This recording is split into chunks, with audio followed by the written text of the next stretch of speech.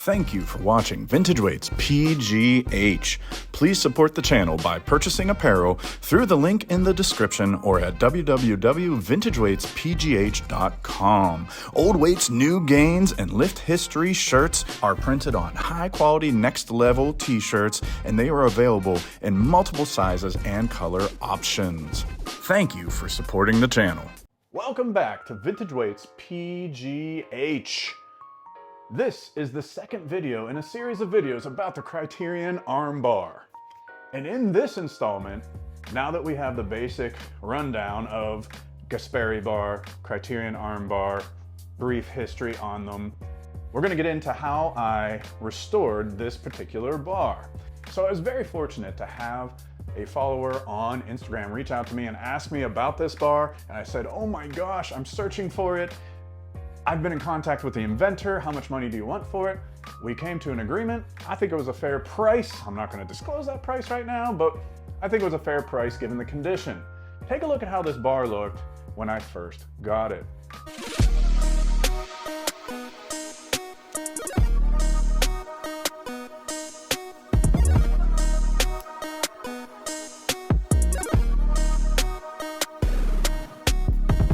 So a previous owner had used a rust remover on it. I'm not sure exactly what happened because there was still some of the rust removing gel left on it. I don't know if it was the person that sold it to me or someone before that gentleman, but they said the entire thing was rusty. In speaking with Bruce Pearson, he told me that the Olympic sleeves were a bright zinc and that the handles and the shaft were black oxide. So the first thing I did was try to disassemble it. And Bruce gave me some tips on how to do that.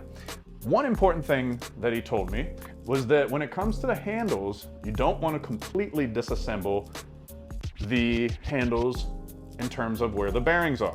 You put an Allen wrench within here, and then here's a good tip. Use the handle to rotate the Allen wrench. The nut that is on the bottom is formed around the bar itself, so it will not move. So if you just hold on to that with your hand and then twist the handle's gonna do the work for you twisting the Allen wrench. Once you get it taken apart, you have these elements left. My particular bar though had a problem. One of these was loose and I asked Bruce, what's up with that?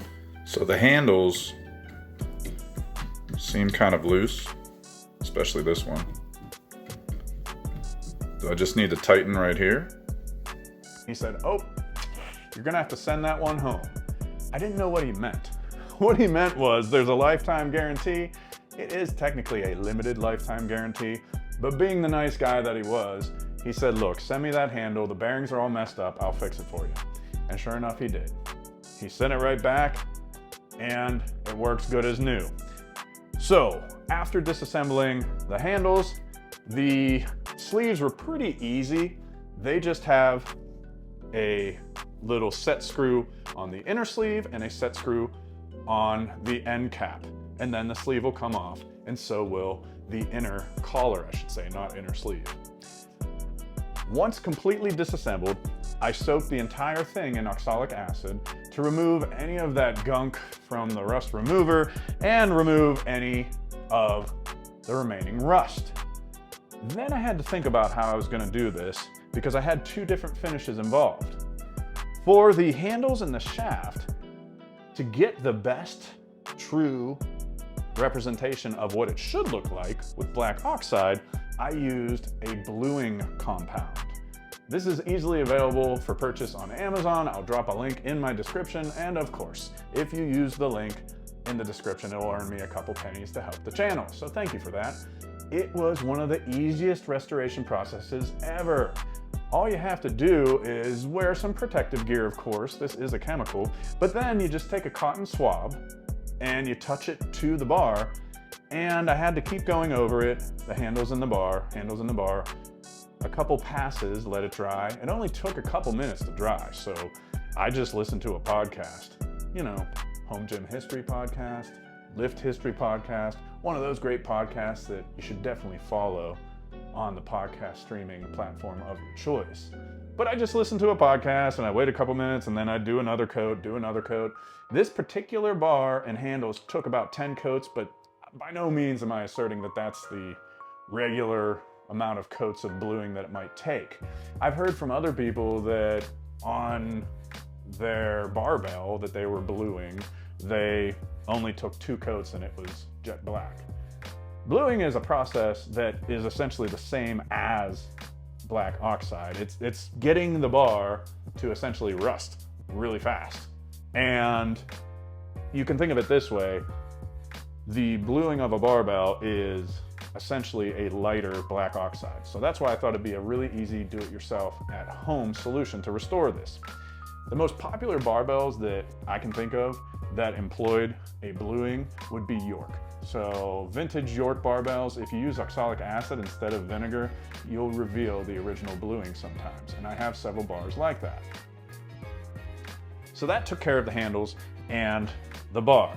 Now, what am I gonna do about zinc? Because the zinc had been basically removed in a majority of it. I'd say at least 50% of the sleeves and the inner collar and outer end cap, the zinc was just gone.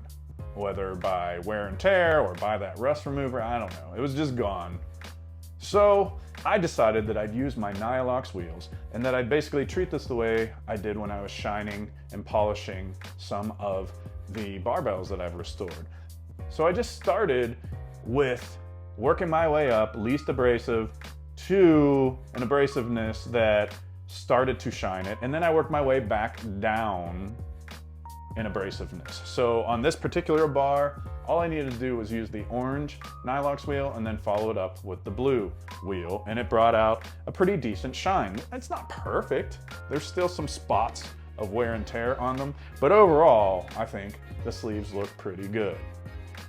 That concludes how I restored this Criterion armbar.